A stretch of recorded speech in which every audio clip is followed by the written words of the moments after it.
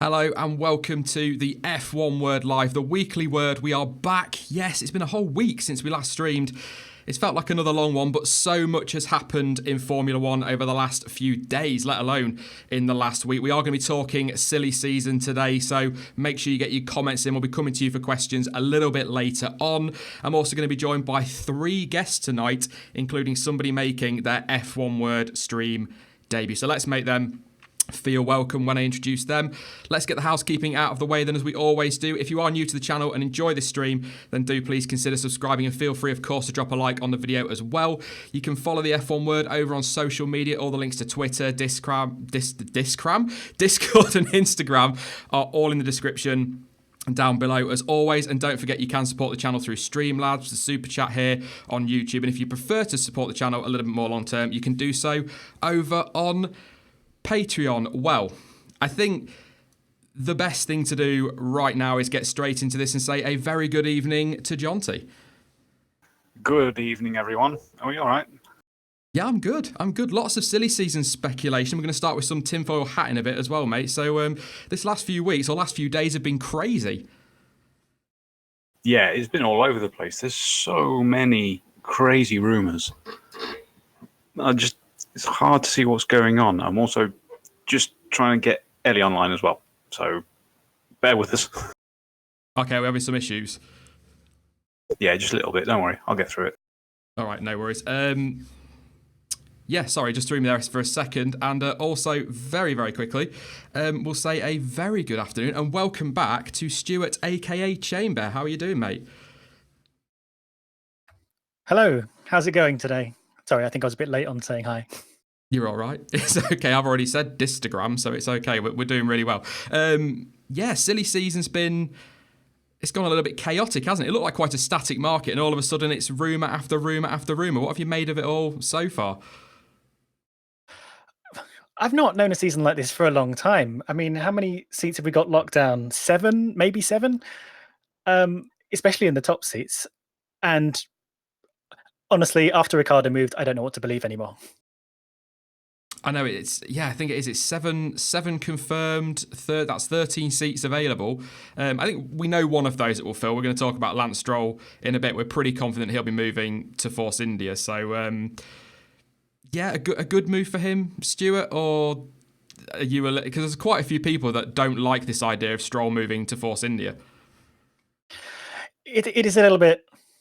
I think people don't like the nepotism, do they? They don't like that. But it's been really hard to judge Stroll in this Williams. I think seems fine, but he hasn't really turned many heads. There is the risk, of course, that he then becomes unfireable if he's in his dad's own team. So it'll be interesting to see what happens if he doesn't actually square up to his teammates. Yeah, it's. I always feel a little bit for him and Sorokin as well, particularly this season, because that Williams is shocking. Let's not put it any other way. It's a really poor car, so they're probably doing the best they can with what they've got, really, Jonty, aren't they? So is it fair to judge Stroll and in particular as well Sorokin as well based on what they've done this year, or do we need to look back at previous seasons and what they've done prior to Formula One? Because like I keep saying, that car is so poor. Yeah, you've got to look at their history, because that car, as everyone says, rightly so, has been absolutely diabolical. So it would be really unfair to judge them on it. I mean, we wouldn't judge Federer if his racket's got no strings in it, would we? That's actually a really good point. That's a good way of putting it, Jonty. You're so good with stuff like that. Are we going to give Ellie a try? See if we're working. Let's see how we do. So we'll see if she's working. Fingers crossed she's making her F1 Word stream debut. Good evening, Ellie. It doesn't sound like we're working at the moment. So, yeah, I don't know if you want to go and help her with that, Jonty, and I'll chat to Stuart for a bit. Might work. Yeah. Do it that way, yeah. I'll be back. Okay, so Jonty's going to disappear and help Ellie. So that was just us, Stuart. That's a terrifying thought, isn't it? Rocky start. We haven't had a rocky start for ages, but we'll get there. We'll get there. So Lance Stroll looks set to move to Force India. Have you read those rumours from Mark Hughes yet? Because that is a whole mess of all sorts in the midfield. I think they're talking Lance Stroll to Force India for Belgium, with Robert Kubica jumping into the Williams, and then Esteban Ocon possibly going to McLaren.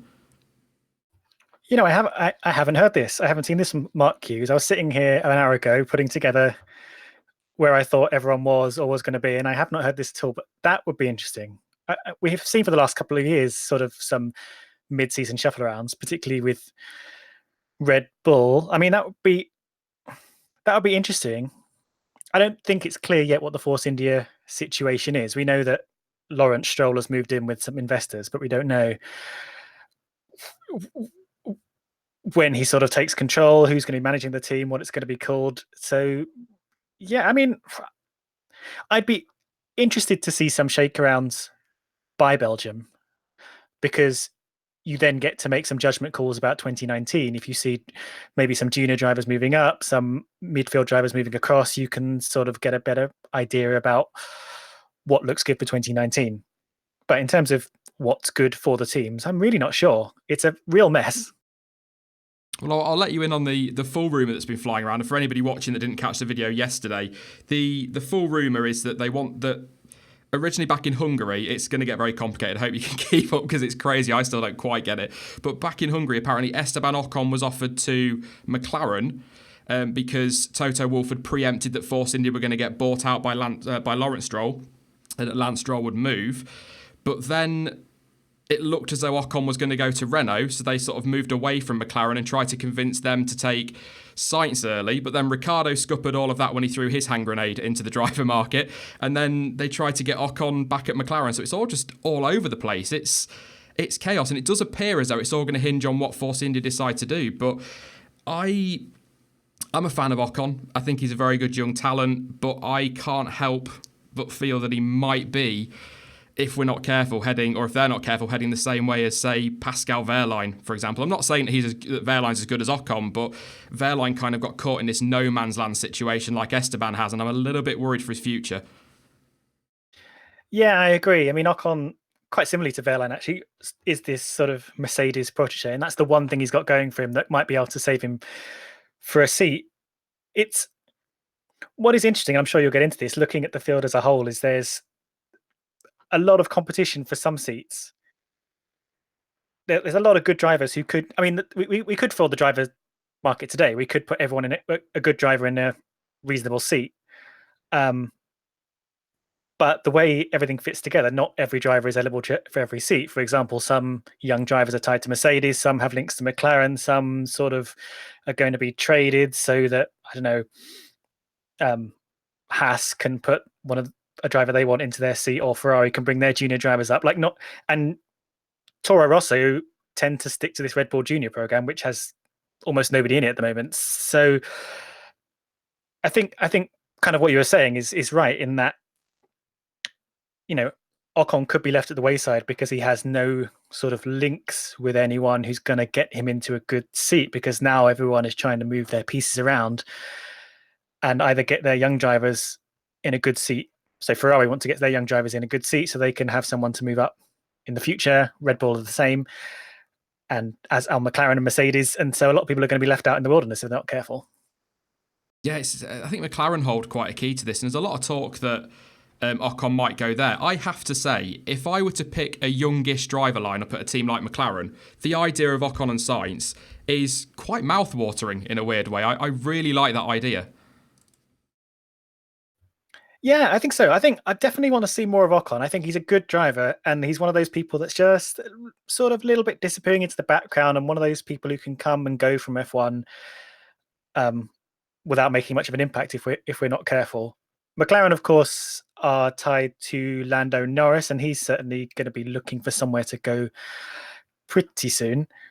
But I'd be quite happy with a Sainz and Ocon pairing. That'd be really interesting and a good place to build McLaren up. Yeah, it's Sainz is obviously one to build around for them, and Ocon it'd be great for Mercedes to get him in a car for next year. And McLaren, regardless of the last few years, they are still a big name in Formula One because of their history. I mean, how long that will stay, obviously the history will stay forever, but how long they'll stay as a big name, I don't know, if they don't book their ideas up. But with all the changes they're making, it might be a good time. But at the same time, there's a little bit of me that can't see McLaren wanting two new drivers when you think of the big shake-ups going on behind the scenes, losing the experience of Alonso next year, and not to mention all this public backing of Van Dorn. They're constantly on about how he needs to get closer to Alonso, but they're happy with him and they look at the times and not his points tally. So it sounds, on the face of it, as though they're quite happy with Stoffel. But do you think if all these move for Belgium, do you think McLaren, as heartless as they were in how they dealt with Kevin Magnussen on his birthday, can you really see them dropping Van Dorn right before his home Grand Prix? I was going to say I would be surprised, but I don't think anything's going to surprise me now if a lot of... I think there's a lot of deals going on behind the scenes right now. They could get rid of Van Dorn, but you're right. There's nothing actually of all this talk of like Ocon and Norris and people who could fit in that second seat. Van Dorn is a good driver. He's been hidden behind this quite rubbish car. He's not been as far behind Alonso as you'd expect a young driver to be. I can't remember exactly the times, but I think it was also Mark Hughes who just put up a bunch of like average, the average gap from Alonso to his teammates, and Van Dorn is nothing to be ashamed of at all. I'd like to see Van Dorn in the car at Belgium. I couldn't guarantee that. I couldn't guarantee that, Sirotkin might not be in that car. Who knows? Yeah, it's one of those. Even we're going to talk about him in a bit in Red Bull, but even Jev has been rumoured to be on his way back. Or that teams are looking at him. So it's a little bit crazy. But we are going to welcome back to the stream Jonty, and unfortunately, mate, it sounds as though we can't fix those issues for Ellie. So we'll definitely try and get her on as soon as we can for another stream. Yeah, I've just said, come and enjoy us getting everything wrong, and stick around afterwards. We'll try and fix something. Yeah, we'll try and get that sorted for you. We were just talking about the Lance Stroll, Williams, Force India chaos that we've got at the moment. I just asked Stuart actually if he thinks that perhaps even McLaren and the way they dealt with Kevin Magnussen on his birthday, can we realistically see a situation where McLaren would be heartless, seems harsh, but heartless enough to drop Stoffel right before his home Grand Prix? Ooh, given the bad publicity they've had of late with all of the sort of behind-the-scenes trouble, the squabbling, Fredo Gate, and the like, I don't think they can afford to. The amount of respect they would lose from their fans would be enormous. It's like we were just discussing this as well, the way they've backed him as well. They've been very public, haven't they, in their backing of Van Dorn. So my gut right now, as much as I would love to see Ocon and Sainz there, is that it will be Van Dorn and Sainz next year, because I can't see a team in turmoil is probably the wrong word, but in the mess that they're in at the moment, bringing in two brand new drivers when you lose the 17 years of experience from someone like Fernando Alonso. I'm not sure. It's such a tricky situation. I certainly feel bad for him either way, because it's all on his shoulders. It is. It's a big one. McLaren are tough to call. Force India, I think, are fairly easy to call. The reports and rumours yesterday were that Perez is, I'll quote, days away from signing a new Force India deal. So it's looking like it'll be Stroll and Perez for next year. Makes sense for them, if we're being honest, I think, Stuart, because that's good experience at that team from Perez alongside a driver who, let's not forget, is only 20 years old next year. Yeah, that is very true. It's easy to forget that because it seems like he's been around for ages now.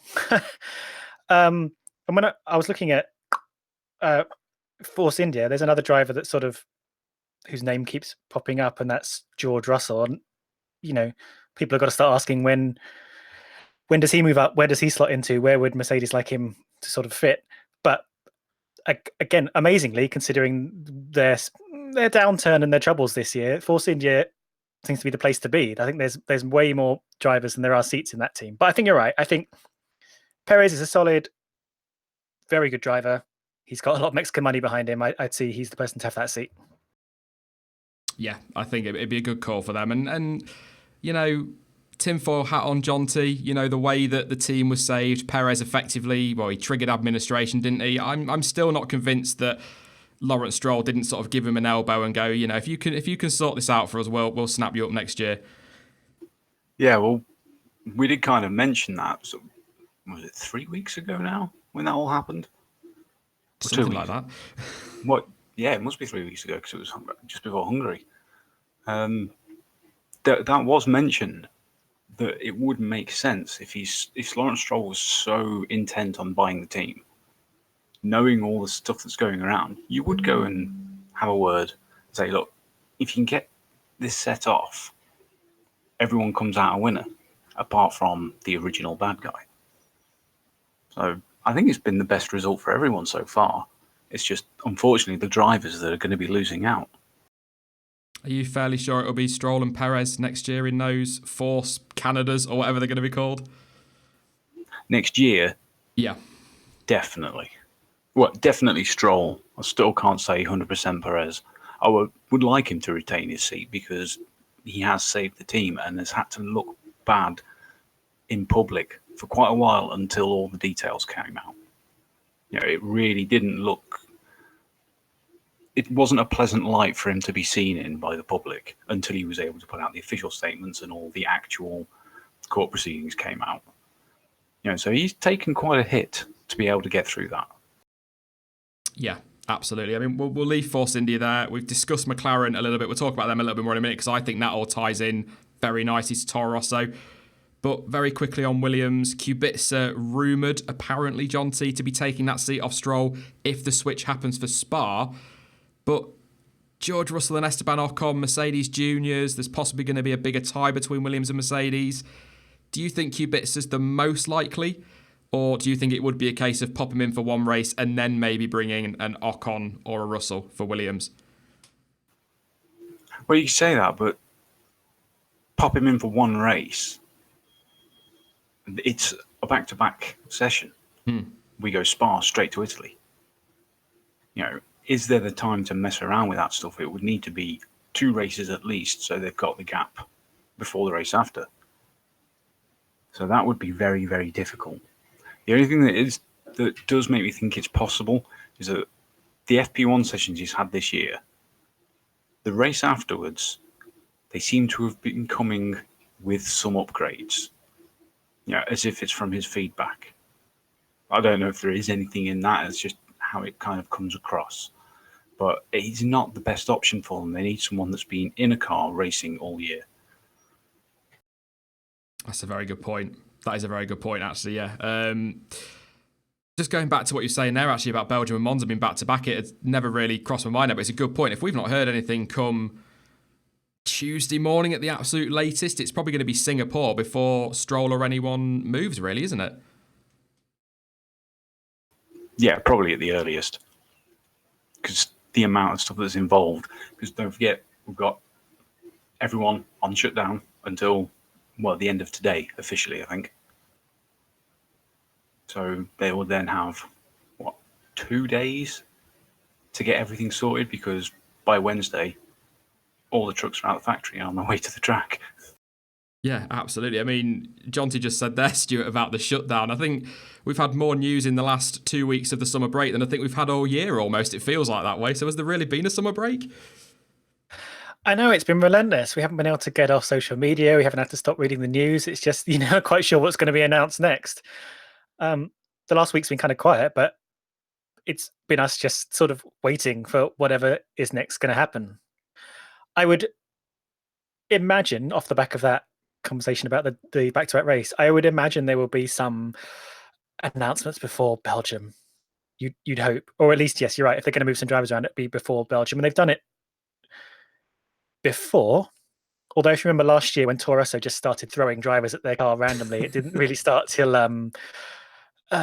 Malaysia. So it was after Singapore. I think Gasly came in Malaysia and Hartley came in for the US Grand Prix. So, there's plenty of scope to just see what sticks. Just so much can still happen in the next couple of days, let alone the next few weeks. It's been absolute madness, but it's been good fun speculating, and there's still even more in the stream to go over because Toro Rosso, they are, I think, in a very difficult position personally because they haven't. It looks like Gasly's off to Red Bull. I'd be stunned if he doesn't. I would be so surprised if he is not sat in a Red Bull next year. Obviously, the rumours about Esteban Ocon, that's still floating around. I'm not convinced on him to Red Bull in any way. Very small chance, but then I thought Ricciardo was 100% staying at Red Bull, so what do I know, I suppose. But you look at that, and then Jev, people talking about him possibly in the frame for Red Bull. I can't absolutely no way see that happening. So it looks like Gasly will go there. This is going to leave Toro Rosso with a proper dilemma, to be fair, Stuart, because they've got Hartley in that car, but there are no young Toro Rosso or Red Bull drivers with anywhere near enough points to get a super license ready for next year. So is it looking increasingly likely that one out of Norris or Van Dorn will be in that car? Yeah, I think so. It's bizarre to see Toro Rosso in this position, because actually it's a pretty solid seat. The car's been good this year. The Honda engines are improving, and getting in that seat gives you at least a sniff of a look at the main Red Bull drive if you prove yourself. But yeah, I think I 100% agree. Gasly's off to Red Bull. I can't imagine who else they're going to put in that seat. That leaves Hartley, who it kind of looked like they were thinking of shoving to one side after the end of this year, but now they're kind of what they're going to do. Their junior drive program is, like you say, there's no one really waiting there. No one with a super license points, and only one driver in F2 anyway. And yeah, I've heard about the rumors for Norris to kind of sort of make some deals with other teams. They're going to have to do something. They're going to have to bring someone in from outside their program. Maybe if Van Dorn gets kicked out of McLaren, I think there's just going to be people like Ocon, like Van Dorn, who might be left out to dry, who might think, actually, Toro Rosso, pretty good seat. It's not a bad seat. And of course, the ties that Toro Rosso have to Red Bull, if you impress in there, you've got a great shot. But the other side to all of this and that extra dimension to it is James Key, Jonty, because perhaps they can do a deal that sees Norris goes on loan to Toro Rosso and James Key goes the other way. Yeah, it's possible. As you already said, it's a good seat to have. With regard to Jev, I'd love to see that happen. I really would. And everyone's been saying, well, why would he come from winning Formula E title to going to a mid, sometimes backmarker team in Formula One? I'm going to tell you that answer very easily. Because it's Formula One.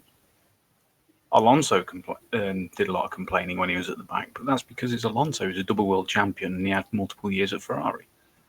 I can guarantee Van Dorn wouldn't be changing these years for anything.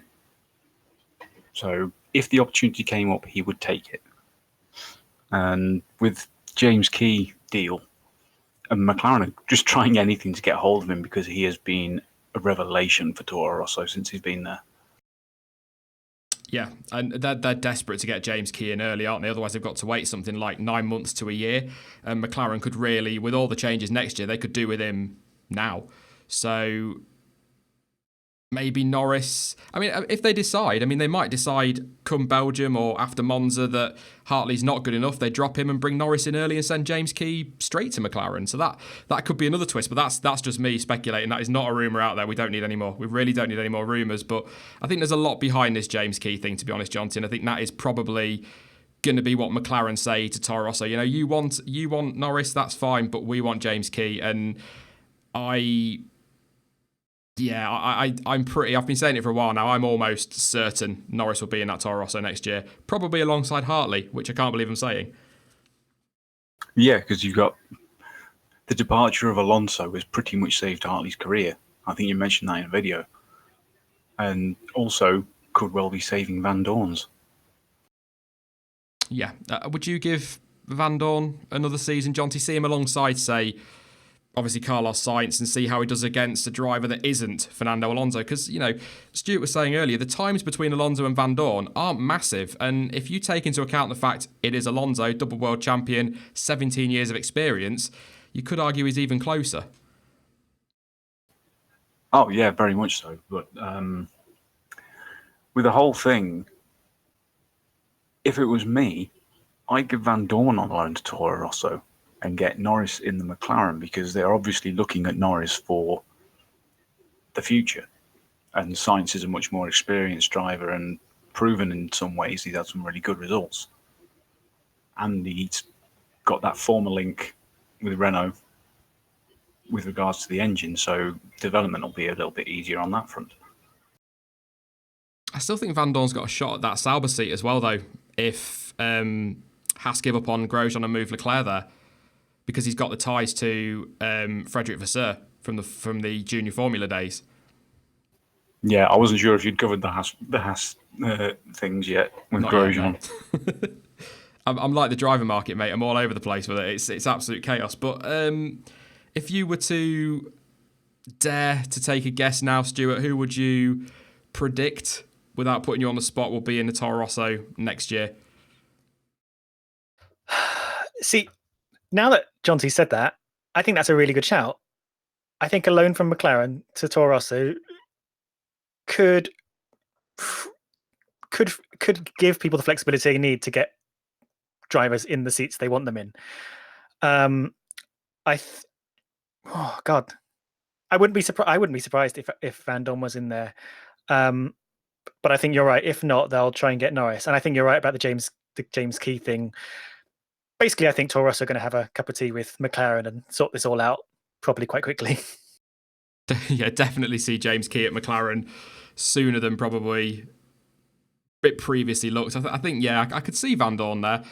Is it maybe a little bit crazy to think that maybe Van Dorn and Norris could go to McLaren, then McLaren snap up Ocon alongside Sainz? Or is that the idea of two drivers tied to McLaren in a Honda-powered car a little bit mental? Van Dorn and Norris to Toro Rosso, you mean? I think...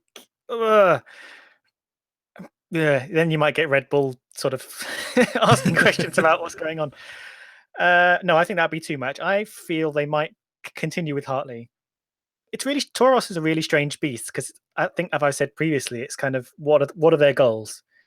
Because they're not win championships, they're not really win races. They're to develop drivers and to work with the main Red Bull team. So if they just want a sort of steady package of drivers to work with, then there's no reason not to have Hartley as long as he's not binning it every other corner, which he has sort of stopped doing.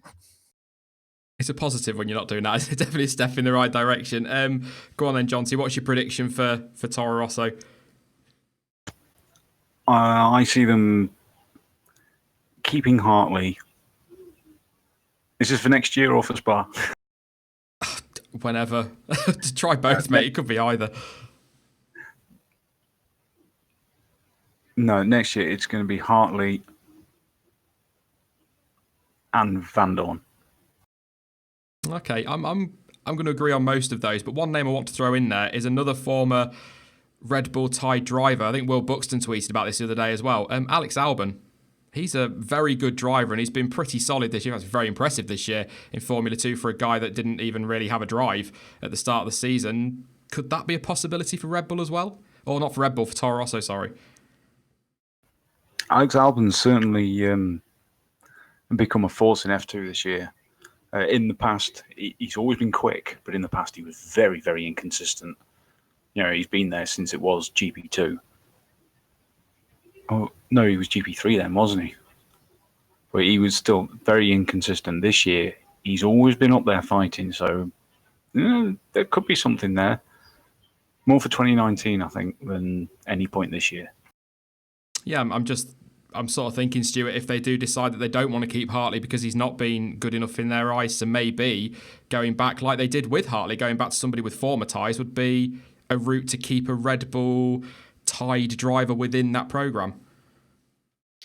I mean, it's possible. I don't follow Formula 2 that closely, so I'm not really an authority on Albon. But it is possible. I would suspect they'd try and stick with some kind of stability where possible, which is why I definitely lean more towards Hartley. And if they're branching out a bit, I think there are plenty of drivers still knocking around, like Ocon, like Perez, depending on who sort of gets shoved out of their seats by the end of the year. They probably won't need to stretch that far, but it could happen.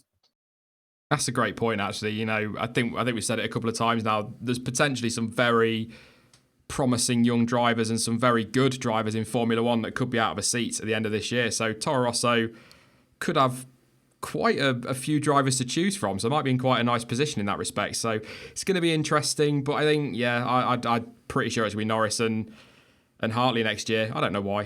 I'm just weird like that. I like to think like that. McLaren, I'm pretty confident we're looking at Sainz and Van Dorn, but I don't think you can take Ocon out of the mix. And again, I keep saying it, I think that'd be a really good lineup. But do you think, I mean, you've said you think Norris could get that McLaren seat. Do you not think that's a bit of a gamble for them, Jonty, with everything else that's changing? Oh, yeah, it would be. Absolutely. But look at the state they're in. This is the point where it's probably worth it. They've got nothing to lose. They really haven't. That's a fair point. It's the idea of losing someone like Alonso and putting a Norris in just doesn't worry me for them, because teams take gambles sometimes and they work out very well. Some would argue that Leclerc to Ferrari would still be a bit of a gamble, but he's been heavily linked with that one. We're going to come on to Haas and Ferrari in a moment, but I think Norris has got the talent. I think he's got the speed. I think he's a little bit off Russell at the moment, if I'm being completely honest. I do like Lando Norris, but I just think too much changing at McLaren to take a gamble on a rookie might be a step too far, certainly immediately, but maybe just let things settle down for a year and then decide at the end of 2019 what they want to do. It's just how I feel on that one. It's just a personal feeling regarding McLaren. On just a sort of related note, as we're talking about sort of McLaren and such, Renault obviously filled both their seats, but I imagine they are starting to think about what they're going to do with Markelov in the coming years, and it probably won't be a thing for next year. But they've only got one other team from 2019 onwards, so they might start thinking about who they're going to have conversations with to sort of get Markelov somewhere for 2020, or test or get him as their C driver, and then think about where they're going to move him around. I'd love to see Markelov in Formula One. I know you're the same, aren't you, John? It'd be absolutely brilliant. But I suppose if you're talking about Renault maybe providing a driver for perhaps someone like McLaren, you could even throw in Jack Aitken. Yeah, you could. I'd say Markov would be the better bet right now because he's got so much more experience. But he's throwing that extra spanner in the works. Here's another one.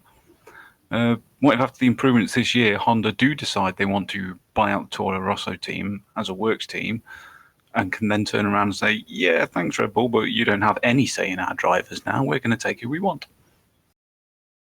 That's a terrifying thought, Jonty. Thank you for that. There's not enough going on at the moment. I mean, maybe not for next year. I mean, it depends. I suppose if the money's big enough, then Helmut Marko might be, or Massachusetts might be tempted, because he's been trying to offload that team for a while, hasn't he? But I still see them as a bit of a testing platform for Red Bull next year. But at the same time, I mean, that would spice it up even more, Jonty. What are you doing? What are you doing to me? Yeah, well, you've got to throw these things out. Just one point. A couple of people have mentioned Rosberg would come back. That is never going to happen. After an interview, I think it was last week, where he was asked the question of if he would come back given the chance, and his wife turned around and said he is never getting in a racing car again. So, believe me, it's not going to happen. Too many shelves to put up at home, maybe. Bit too much DIY to do for Nico. I mean, he was supposed to be spending time with his family, but he seems to be at every single race at the moment. But let's not get into that one. Let's look at the Ferrari teams, if you like. Haas, my gut still tells me that Kevin Magnussen and Romain Grosjean will both be retained. I think all that loyalty talk from Gunther Steiner, I think he wants it. It'd be his preferred option. But there is talk and rumours floating around. I think you shared it on Twitter as well, Jonty, that Leclerc is set to sign with Haas. But that rumour has come from the same place that said that Raikkonen just signed a 2-year deal. So, yeah, there's literally 1 week between the stories on the same website. So you can't read too much into it. It would be the smart move for Ferrari as a whole, if you like, because they're all tied in there, to put Leclerc in the Haas. That would make the most sense. It really would. Just to get that extra year in a slightly quicker car before going up to Ferrari. But that would see Kimi only getting a 1-year deal. I don't know about you, Stuart, I'd be really surprised if Kimi signed a 2-year deal. It's not very Kimi in the latter stage of his career, is it? He just sort of tends to do the 1-year deal and he's quite happy with that. 2 years seems a bit much for a driver that will be in his 40s come 2021. Yeah, I'd be very surprised as well. And I don't think that's what Ferrari would want at all, because if I were Ferrari, I would want to be able to position Leclerc to be able to move in there after next year, so for 2020. So I wouldn't want to have sort of Kimi tied in for too long. It's hard to, you can't really discuss Haas as well, kind of in isolation, because Haas, Ferrari, and Sauber are all tied together, and all the sort of behind the scenes wheeling and dealing is all sort of orchestrated by Ferrari. So I would agree. I think they'd probably want Leclerc to move up to Haas and hang on to Raikkonen for another year because he's doing fine. He's fine. Do you think K-Mag's done enough to get mentioned in the rumours around the Ferrari seat, or do you think that's would be harsh on him for 1 or 2 years and then get dropped for a Leclerc? I never really thought about K-Mag in the Ferrari seat, which kind of says all you need to say about him. He's done very well in this season, I have to say, despite being a bit boisterous. The talk has really been about him having done enough to stay at Haas, which I think is pretty secure at the moment. I'd be very surprised to see him move up to Ferrari. I say very surprised in this season. Who knows? But I think Ferrari have their eyes on Leclerc. But if K-Mag keeps impressing, who knows what they'll do if Raikkonen decides to retire. What do you think, Jonty? I mean, if let's say K-Mag was right in the frame for Kimi's seat and Kimi decides he's off and they put K-Mag there, that would only be a 1 or 2 year deal, and it would seem a little bit harsh if he goes to Ferrari, performs, and then they ditch him for Leclerc. Assuming Vettel doesn't stay beyond 2020, of course. Yeah, it's a tricky one to see as harsh because you got to think all these drivers, it still has that air of importance. You've still got that driving for Ferrari feather in the cap. You only have to go back to, I think, 2012 when Force Indy were really strong on the fast circuits when they had Fisichella and De Resta, possibly. He took a pole at, I think, Monza, possibly Spa, and they had a couple of podiums that he was super in tune with that car and pulling results out that he really shouldn't have been able to. That would have been 2009, because then Massa had his accident. And after a couple of races with Badoa, Fisichella took that seat and achieved nothing else for the rest of the year. He could have been up there in sort of 3rd, 4th, 5th of the driver's title with the performances he'd put in that year and threw it away for a chance to drive for Ferrari. So would that have as much draw for someone like K-Mag? Because I know Fisichella was Italian, so it's got more draw, but all of the drivers think that. That's a great point, because it's still drove for Ferrari on your CV, isn't it? And if you perform quite well there, then it's even better. But I think, do we all agree that K-Mag's done more than enough for at least 1 more year at Haas? Oh, definitely. They'd be crazy to drop him. They really would, especially with the way that Grosjean's been performing. Yeah, I agree as well. I don't really like him that much as a person, but as a driver, he's been pretty solid and he's pulling home the results. Grosjean is the muddy waters. But yeah, K-Mag at Haas, I'd put money on it. So I'm not, like I said, I'm still pretty sure it's going to be Grosjean and Magnussen. People think I'm crazy for that because Grosjean has been poor. But we look at the last, I know, one swallow doesn't make a summer, as I like to say, but, the 3 out of his last 4 races, he's been much better, Grosjean, and he's been far more, in Austria, he was fantastic all weekend. So maybe he's starting to turn that corner and that could end up saving his seat next year. But I think if they decide to get rid of Grosjean, I think Leclerc is pretty much nailed on for that seat, isn't he, Stuart? For the Haas seat? Yeah. I hate to say nailed on. Yes, I would say he is most likely to go for that seat. It's the driver's market is kind of stalled in like different streams. The Ferrari stream, if you like, is stalled by what Raikkonen decides to do or what he works out with Ferrari. And I would imagine Leclerc would move up. But if Raikkonen doesn't retire, then maybe there's not the room for Leclerc to move up. It's quite tricky. Would it hurt Leclerc to stay at Sauber for another year, Jonty? Settle into that team a little bit more. They're improving. The money's going to come from Ferrari again next year for even more improvement. And, it'd be a good way in some respects, I suppose, for Ferrari to assess his consistency in one team. Well, you've certainly got to think that they'll be a much stronger team next year. I mean, look at the improvement they've been showing this year. It's been constant. They've had a couple of iffy races in the middle, but over the whole year, they've gone from dead last to probably 7th or 8th now. And in half a season, that's a massive jump.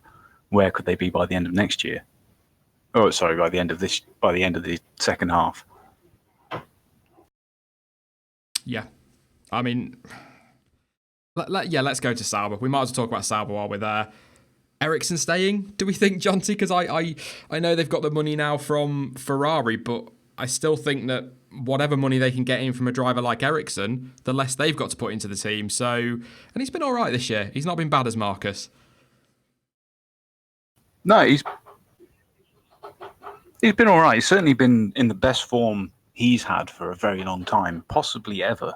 I know in an interview recently, he said he feels the best he has since he started in F1.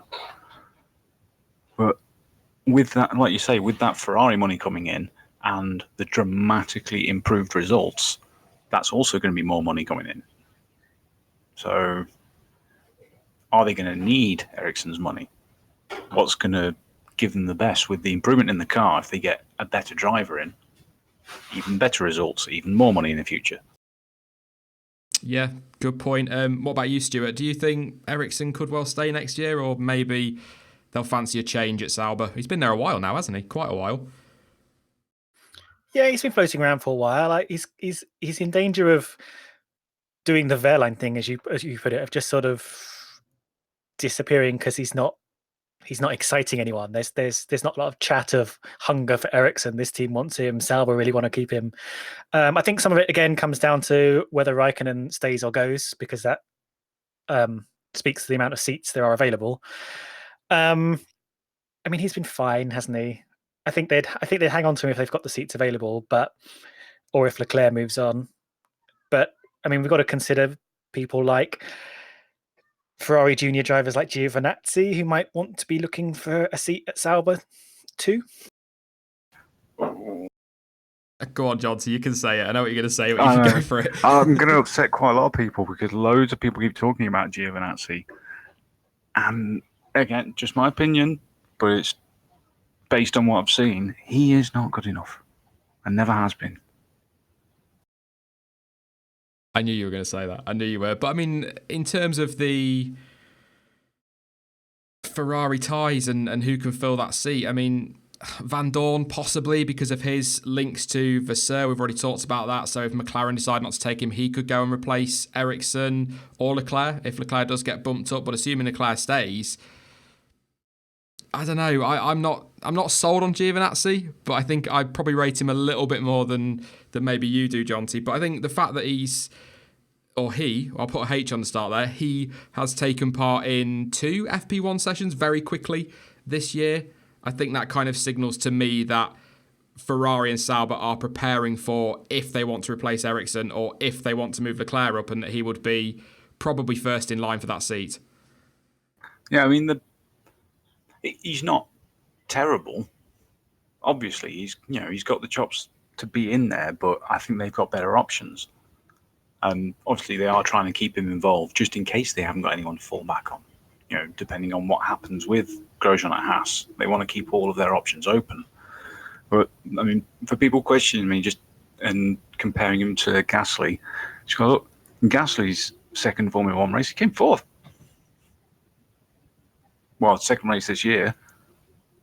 What did Giovinazzi do in the 2 chances he had? Both of them stuck him in the wall. Unforced errors. That's... People don't forget things like that. Certainly not the teams. I want to have a moan. I'm going to have a moan. It wouldn't be a stream without Sean having some sort of moan, but I hate this. Oh, look how such and such did against such and such in GP2 or F3 or whatever. Jolyon Palmer won the GP2 championship. Exactly. And beat a lot of good talent in that year. Not as much as we've got now in F2, so I don't like that comparison, but I suppose equal cars, you can see why people are drawn to making that comparison, because it does come down to driver ability. But one thing I I'm going to throw it in there because I'm feeling quite cheeky. Ferrucci hasn't been sacked by Haas yet. Could he maybe get a seat on the grid next year? Can't even keep a straight face. Oh, don't even suggest it. That was Sean's joke of the week. Although I'm pretty sure he wouldn't actually qualify. He's not good enough either, but I'm not going to get into that one because I was just being mischievous. I've seen a few people chatting in the chat box about him. So Sauber next year then, Stuart, before we jump on to, I think we're going to be on to questions now because I think it's 6:45 already. Wow, it's gone quick. What are we expecting Sauber's lineup to be, assuming Leclerc does move up to Haas? Do you think that would kind of almost save Ericsson in the same way it saved Hartley and Van Dorn, potentially? Yes. I have no problems with Ericsson. I just not, you don't hear the excitement and hunger about him. Yeah, I think it's fairly clear that Ericsson will probably stay on, especially if Leclerc moves on, as we're sort of expecting. In the seat next to him, yeah, there's a number of options. When I was sort of researching all this earlier, there were some people who were talking about Raikkonen going to that seat, which is the most hilarious thing I've ever heard in my life. I loved all those Raikkonen to Sauber rumours. I thought the fact is as well with Kimi, he said that if Ferrari don't want him anymore, he will retire. That is the last team he'll drive for. So I never, ever believed that. But what about you, Jonty, for Sauber next year? Assuming something doesn't happen with Raikkonen or Grosjean, it'll stay as it is. But Leclerc will go to whichever of those seats opens up if they do. No, it's just a case of what happens if they both open up. That's an exciting thought. That's maybe some speculation for another day, because I think, I don't think there's much more to say in terms of certainly the Ferrari drivers on that midfield. The only other team that we kind of touched on earlier were Red Bull, and I think we're all pretty sure that's going to be Gasly, and is becoming the worst kept secret in the paddock at the moment. The thing about the second Red Bull seat is how long it's taking to confirm, and maybe it's a matter of money and getting that contract down. But traditionally, I know Red Bull were caught by surprise by Ricciardo, but traditionally Red Bull have been very, very quick at being like, oh, okay, one of our drivers is leaving. By the next race, they're like, okay, we've got a new driver in now. And it's taken them quite a while. So either they're really struggling to think of, either they're not that confident in Gasly and are trying to think of other options, or they're just taking their time over contracts and not really too fussed about getting it done quickly. Here's one for you, Stuart. I know you're probably like us and like this kind of speculation, but going back to what we were talking about earlier about all this, Toto Wolff offering Ocon to people, do you think maybe it's taking a little while because Toto's had a word in Christian Horner's ear and said, hey, Esteban might be available next year. He'd be pretty sound for you. Anything could happen. This is the Ricciardo and Alonso sort of shifting around thing has had a similar effect when Rosberg suddenly decided to retire out of nowhere and created a sort of vacuum that have opened up some driver moves that we weren't expecting. So potentially, he's a solid driver. It might not be something that Red Bull would want to do, but or that Toto Wolff would want to sort of allow to happen. But if Ocon is again squeezed out of a team, then possibly. Yeah, they might want to see as well what Gasly's doing between now and the end of the year. Somebody's just said in chat, Christian Horner said in the F1 podcast that they were not in a hurry to fill that seat. So they might want to just see if Gasly can continue to build on the season he's had. They're not in a rush. He's under contract with Red Bull in many ways, and he's at Toro Rosso, but he is a Red Bull driver, so they can move him to that seat whenever, as we saw with Verstappen and Kvyat. They can chop and change, so they might just be waiting on that one. But do you think it's probably going to be Gasly, Jonty, or who else is there? Would maybe be a better question. There isn't many people. The whole Toto Wolff talking to Horner thing is a bit odd. I don't know where it actually came from. Was it actually an interview or was it just an article? The Toto Wolff was talking to McLaren and I think Renault regarding Ocon, but that came from Mark Hughes, who, he does work for Sky as well as his Motorsport magazine, but he's a fairly decent source. But then Yeah, Yeah. it's usually reliable. The thing that gets me on that is what's in it for Red Bull out of that deal? If that was the case, could they be, about to think, well, we'll just keep Honda for these 2 years, do this whole business to get Mercedes engines for 2021? Maybe there's something like that going on, because I really can't see any other reason for Red Bull to be entertaining the offer from Toto. That's exactly, that's a great point. And also throw in there, if Red Bull do want to build the team around Verstappen like they did with Vettel and like Ferrari did with Schumacher, of course, if they want to do that at Red Bull, are they better bringing in a Gasly than an Ocon? I can't see Ocon being quite as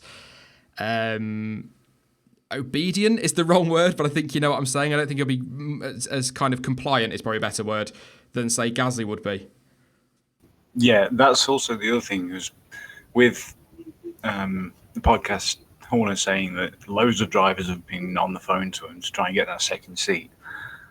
I think the better of those drivers might be a bit concerned because it is blatantly obvious and has virtually been said by them that they are building that team around Max for the next 3 years. So if you were in the position of someone like Ocon and Van Dorn and people, would you be thinking, yeah, I'll go play number 2 for 3 or 4 years? Sounds great.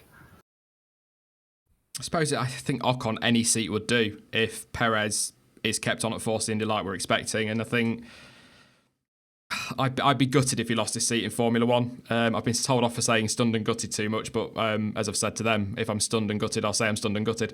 If I'm not, then I won't. But I would be so disappointed to see him not in Formula One next year. But I guess that is the problem with this silly season. We just don't know, and I hope we've suitably confused people even further. I never promised at the start of this stream we were going to try and solve all this rumour and whatnot, but yeah, it's just all over the place. But I'm going to ask you both one more question before we start taking questions from chat. And I want to start with you, Jonty, because I love putting you on the spot. Revenge for last week. What surprises are you expecting between now and the end of the season, if any, come the driver market?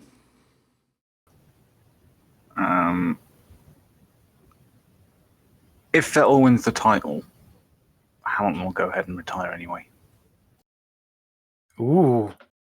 Tasty. Because that's something in this silly season has been so crazy. That one was kind of put to bed. Yeah, done. Signed 2-year contract. That's exactly what Rosberg had done. The only difference being all he wanted to do was win, then get gone. Hamilton doesn't want to go out as a winner. He wants to get to the point of, yeah, I'm done. But it could happen to anyone else. Vettel. I mean, top that, Stuart. That's about as spicy as you can get from Jonty. I would say that's unlikely, but then Hamilton, given the criticism he threw at Rosberg for retiring, maybe would go out having not won the title. He would. I just get the feeling from him, if he wins the title, he'll always want to defend it. So it's possible. Anything's possible, contracts or not. But I'm going to let you try and top that one now, Stuart. God, I'm never going to top that. I'm still holding out for the Leclerc to Ferrari move. I think that would be bold and very anti-Ferrari in the way they've sort of played the game over the past decade or so. But I'd be really interested to see them take that gamble with him. I can't go with anything as mad as Hamilton retiring, though that would be hilarious, and I would like to see that very much.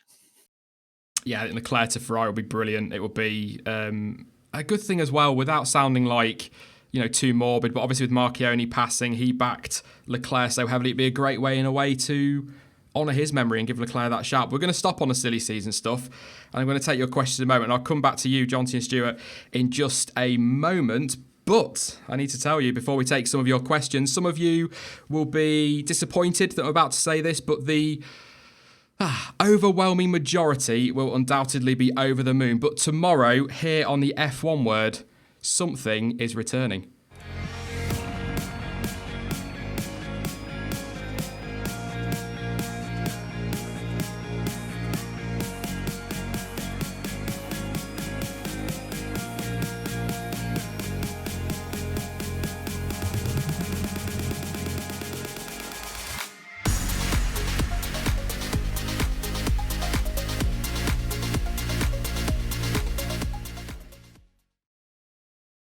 Yes, as promised, and you guys doubted me. F1 Daily is back tomorrow from 8 p.m. UK time. It's going to be, very quickly, some of the changes. 20 to 30 minutes on a Monday, Tuesday, Thursday and Friday. On a Wednesday, as per your feedback, we'll be going live for an hour, and I will hopefully, on most Wednesdays, be joined by Jonty and maybe another guest as well. I know, Stuart, you're not quite so free on a Wednesday, so it might be one of our other new streamers, members of the stream team.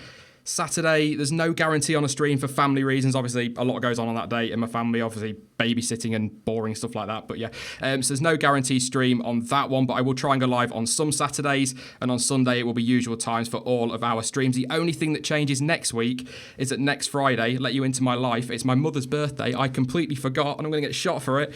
So we're going out for a meal, so I'll be earlier shortly after practice too, so it'll be around 5 p.m. But F1 Daily, it's back. I'm looking forward to it, Jonty. It was a popular one on the channel, wasn't it? They were shorter, concise, and didn't have to wait days for it to be discussed. Yeah, absolutely. I enjoyed them. It's a good way as well. And obviously, that's in addition to all of the content. So breaking news streams will keep coming. The videos are going to still come and everything over the race weekend as well. So, yes, F1 Daily is back. I know some are going to be disappointed because we got quite a lot of stick. But what I will say is, and I know you agree with me on this, Jonty, I don't know if you maybe agree as well, Stuart, but for a channel like this, you know, more content is better than no or not enough content. And if you don't want to watch it, then don't tune in and pick up something like the videos that you do enjoy. Sounds good to me. I hope F1 provides you the content that you need. Yeah, I should also say this will be for in-season only. I'm not going to be doing F1 Daily in the winter talking about what shoes Sebastian Vettel's just been out and bought and things like that, because that'll be about all there is through the winter. So yeah, looking forward to that. But let's take some of your questions from the chat. It can be about silly season, anything F1, or just anything you want to ask us for the next maybe 10 minutes or so, like that one. Just having a look for a good one. Next, Hamilton and Vettel will be Leclerc and Verstappen, says Joanna. That's a... Yeah, I think a lot of people are sort of looking at Verstappen and Leclerc, and maybe throw Ocon in there if he can get a seat as well, Jonty, as the future rivals in the sport. Yeah, it does seem like that's the way it's going to go. And it makes sense, really. With the performances we're seeing, the seat movements we're seeing, that's where it's going to go. I'm trying to think of who else could be thrown into that. See, we would have said Norris, but McLaren aren't really up there. Yeah. Is there anybody else you can see jumping in and joining that rivalry, Stuart? Yeah, no one sticks out just yet. I was just thinking when you were saying that, how funny it is that you kind of all the kind of world championship contenders you tend to see from season 1, season 2, like Vettel and Hamilton, even Raikkonen impressed really early on. It's very rare you get someone sort of sneaking in who sort of just slowly improved over time, like Rosberg or even Button. Yeah, that's a good point, actually. Sparky HD says Kvyat at Sauber. I'm not convinced about any of these rumours for Kvyat to Toro Rosso. I know that's not Sauber, but I'll come to that in a second, because I just think the bridges were burned there, and he got hurt badly by that, and I really felt for him at the time. I know he'd made mistakes, but you know, he had beaten his teammate the year before and had got the team's only podium to that point, but let's not get back into that argument. So the idea of him at Toro Rosso or Red Bull is no for me. But I mean, those Ferrari ties, Stuart, now obviously development driver there, Sauber could be a shout, and I can't believe we didn't mention him, actually, to be honest. That's a very, very good point. I'd welcome Kvyat back. I know there's a lot of mixed opinions about him, but I thought he was a solid driver that I think the pressure got a bit much for him. And like Massa, actually, taking some time out and rebuilding could be very good for him. We might see him back. Maybe at Sauber. I mean, there's definitely a space for him. What about you, John? Did you like the idea of Kvyat in a Sauber, maybe? Yeah, it would certainly work. I mean, looking back now, the more I look back, the more I do think that he was just a very, very convenient fall guy to move Max up. It's so obvious, because the things he did are not as bad, weren't as bad for Toro Rosso as what Grosjean's done for Haas this year. So you have to look at it that way. Yeah. Not going to argue with that one. I did just see a question from Fred the Shed, said, any chance of a Kimi McLaren return? That one's gone really quiet, Jonty, because that was a big rumour at one point, wasn't it? A few weeks ago? So much has happened in that time, but that's gone really quiet now, and I can't see it.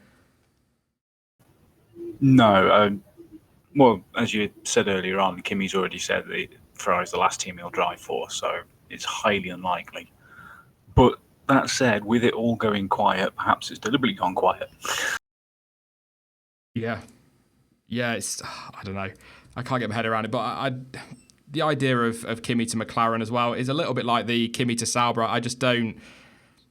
I'm not so. I was never really sold on it. I mean, it's possible, but yeah, maybe not. But I did get a super chat a moment ago, or a little bit earlier, from our mate Charlie. Thank you very much for your contribution, mate. He says apparently Airbus wants to sponsor an F1 team. So Airbus Stroll Racing maybe could be an option if they're looking for sponsors at Force India. I've not heard that one, but yeah, that's a pretty interesting idea. A few people happy that F1 Daily's coming back. Will the increasing amount of Formula E seats affect who will go where in Formula One? Asks Papa Smurf. That's a very good question. It certainly gives them an option to carry on racing, albeit not where they really want to be. But it certainly keeps them in action. Yeah, I'm not quite sure. Yeah, I mean, if seats fall away in Formula One, then Formula E, with the way it's growing, Stuart, might not be a bad place for some of these drivers if that is the kind of rate, open wheel racing is where they want to stay. Yeah, it is becoming increasingly popular, and the talent at Formula E is not to be overlooked. And it's definitely got a lot more constructor backing at the moment than Formula One does. A lot of big names taking over teams in Formula E. So yeah, we haven't really seen anyone sort of come back from Formula E. It's I don't know what the general consensus on Formula E is. It seems to have this sort of I'm feeling this reputation for sort of Formula One drivers going to pasture there rather than sort of coming from Formula E up. Yeah, so that's a good point. I mean, I think that's why I find the Jean-Eric Verne rumours unlikely, is that the chance of him coming back are quite slim. But I mean, at the same time, you just don't know. FE is going to get bigger. It's going to get better. Whether or not it'll ever be at the level of Formula One, I would be seriously surprised if it ever was. But you just never know. It's growing in popularity. So if somebody wants to stay open wheel racing but doesn't want to go to or back to a junior series, then it might be an option. But we shall see. We shall see with that one. Obviously, Mercedes going to Formula E next year, are they? Or this year, John T? Am I wrong? I can't remember what year it is they're going, but the other point to make is just how much of a change the Generation 2 car will make. No one can really be certain until they hit the track in anger. And they're substantially more powerful, faster, and should be able to expand the tracks a little bit that they can use. A couple of people chatting, actually, just it's not a question, it's caught my eye about Adrian Newey to Renault. We've talked about that before, haven't we, John T? About, it would be fantastic for Renault if they managed to land him, and with Ricciardo going there, he might have maybe said to Adrian, hey, this is what we've got going on. But I still think with the road car stuff he's got to do, or he's working on at Red Bull, he'll want to stay there till that's at least done, to be honest. Oh, yeah, absolutely. I can't see him really working anywhere else unless he feels like he needs another challenge. Dan from F1 Reviews, who will be joining us on Wednesday for the stream, another new member to our stream team, says Gasly was in FE before Formula One. He was indeed. So I suppose, I know I agree with what you're saying, Stuart, that the majority tend to go from Formula One to Formula E, but there are exceptions as there are with everything. So, yeah, there you go. There's not really much more to say on that. Nico Rosberg will never return to racing ever, I think only as a reporter. Yeah, we'll talk about that a little bit earlier, Sparky. I think that's pretty sure. A sure thing. By Gen 3 or Gen 4, Formula E will be just as fast as F1 if we get them on actual tracks. I'm in. I think they need to be on actual tracks. I'm going to come away from FE in a minute, but I think the street tracks, that series is so close. If you want overtaking, it needs to be on proper tracks, doesn't it really, Stuart? Street tracks limit the options too much. Yeah, I can see why they're doing street tracks. They want to be seen. They want to they're appealing to city cars as cities make the move towards electric. But yeah, I think as it moves on, we'll start to see them using more tracks, or at least more open street tracks in the way that Formula One does. Yeah, because they only use half of the Monaco circuit. But not from next year. Yeah, exactly. That's when we're going to see the difference. Are they going for Monaco next year? Yes. Oh, fantastic. Owen Burton says Mick Schumacher could be decent for the future. He's had a good few weekends in Euro F3. I know you've been watching it as well, John. So he seems to have really stepped up this year. And maybe, we were talking probably over the winter about how he's got a hell of a name to live up to. But if he keeps performing like that, he's going to turn some heads in the sport. He will end up in F1. I'm going to say that right now. Absolutely guaranteed. Purely because of the PR that it will bring. But at the moment, it's also looking like he could well have the talent to get there as well. Only time will tell on that one. But he has been performing really, really well. Anthony says, will Williams keep Sergei Sorokin? I can't see any reason why they wouldn't. They're going to lose the Martini deal at the end of the year. Lance Stroll is off to Force India either at some point this season or certainly for next year, and he brings the money. And I'm pretty sure that he is long term for Williams. They said themselves that they were looking for a long term relationship with him. So I think he'll stay. He brings the money. We can't really judge him too much, as we were saying earlier, Stuart, on his performance because he is in a pretty poor car, if we're being generous to Williams. Yeah, I agree. He's incredibly hard to rate. He's the only driver without points, but that Williams isn't really capable of being in the points. It's sad but true, and he's got a lot of money behind him, and that's one thing Williams need a lot of right now. Yeah, I don't know what you think, John. I can't see that he's going to go. No, they need his money, and he's not been bad. When you compare the two, you can only really compare him against Stroll, and he's been doing all right.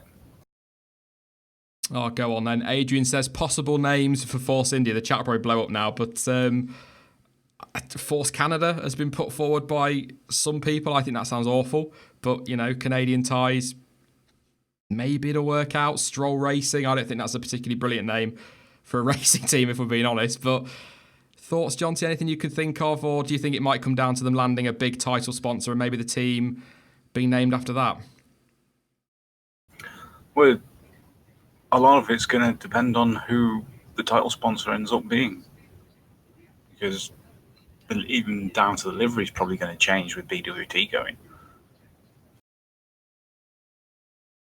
It's difficult. I just can't think of a name other than keeping the Force side of it, a Force Canada or a Force Stroll. What about you, Stuart? Maybe go back to the Jordan days? Maybe nick that name again?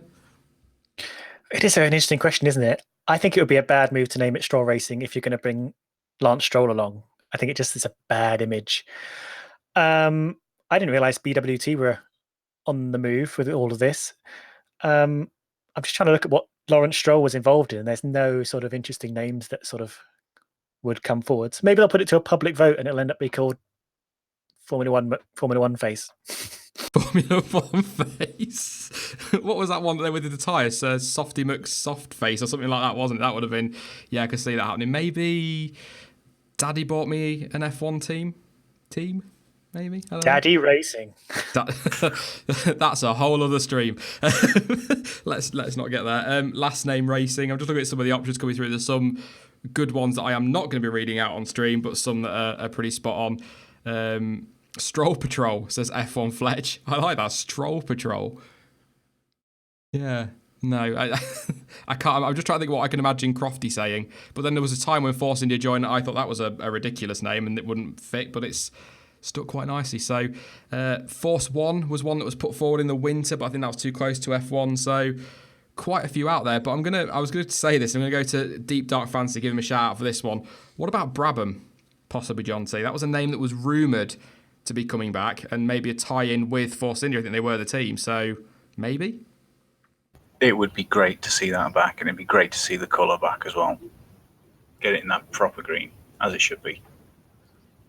And don't forget, we've had the big media hype around the BT62, the track day car that they've put out this year, which is phenomenal.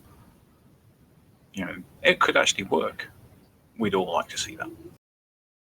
I'd like that name back. Get a classic name back if they're going to do that. It might actually appease some of the fans that aren't overly happy that Stroll's, like you were saying earlier, Stuart, pretty much got a drive for life with Lawrence buying that team. So it might appease a few people, but it's going to be interesting. It might even come down to something like somebody's even said it there. Joseph says it, the hype energy ties they've got. They might be forced hype or hype racing or something like that. So there's so much out there. I think it is going to come down to a sponsor at the end of the day, because the idea of Stroll racing just, I don't like it.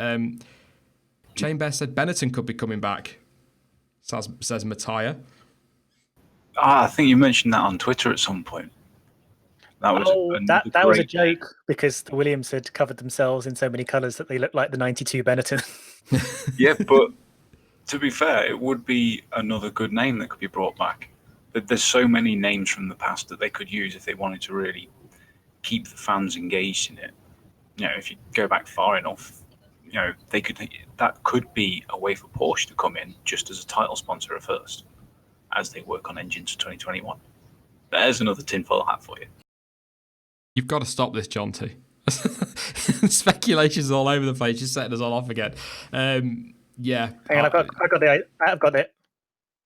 They make a sponsorship deal with Nintendo, who aren't on the grid yet, and call themselves Daddy Kong Racing.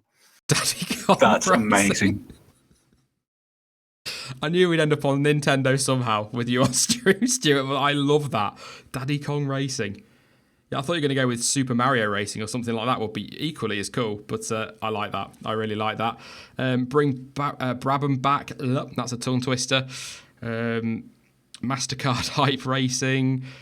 Strolling through the field. Haley loves it. By the way, Stuart, your suggestion. What's the point of racing F1 team? His rant in Monaco. I don't know what that's necessarily. Maybe you're having a conversation with somebody else. What's the point of racing F1 team? I'm with you now. It took me a second. Yeah, he did have a moan in Monaco, didn't he? A lot of people loving Daddy Kong Racing. Marussia, that's a name that would be nice to see back. Tommy Hilfiger Racing, maybe. Dad and Son Racing. Could you imagine the idea of a Stroll and Son put across the side of that car, John T, like something out of Steptoe and Son? That's going back a bit. That's going back a long way. Oh, that'd be great, but they'd have to have a horse painted on the front wing. Be brilliant. I'd love that. I think we're going to leave it there, because it's all just going to be speculation over names now. Speed barrier, that is harsh. I'm not going to read it because that'll get me in trouble, even though you said it. So, yeah, we're going to leave it there, guys. Thank you very much for joining us again, Stuart. It's been a pleasure as always. I loved it. I can't talk now. It's been over an hour. I've lost the ability to speak. Yes, thanks for having me. It's been great. No worries. It was a pleasure as always, loving all this speculation. And of course, John T, thank you very much too. Yeah, it's always fun. I don't think we're going to be allowed to forget about Daddy Kong Racing. That's going to become a meme very quickly. Let's not give Stuart any more meme ideas. He exhausted quite a few the other day. So yeah, are you all right now, Stuart? You settled down after the Alonso news? Just wait till the next bit of news comes in, and I'll be opening Photoshop again. That Spice Girl one terrified me. I'm still not sleeping. I'm not even going to mention the other one because that was awful. But thank you very much, guys. I'll talk to you in a few. See you later. Cheers. Thank you very much, as always, to Stuart and to John T. Now, I am going to be back tomorrow, of course, with F1 Daily at 8 p.m. UK time. So 20 to 30 minutes of streaming there. It'd be awesome if you can come along and join us for that one, or join me for that one. And of course, we'll be live with the team, John T, myself, and probably one or two others as well on Wednesday for an hour-long stream on F1 Daily.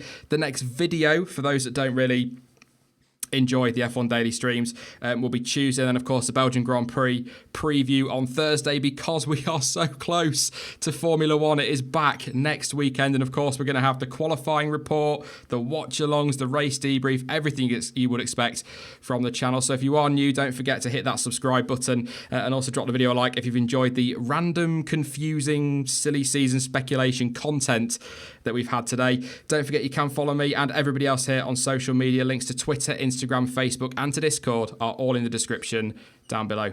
But as ever, thank you for watching. I've been Sean. This has been the F1 Word, and until next time, goodbye.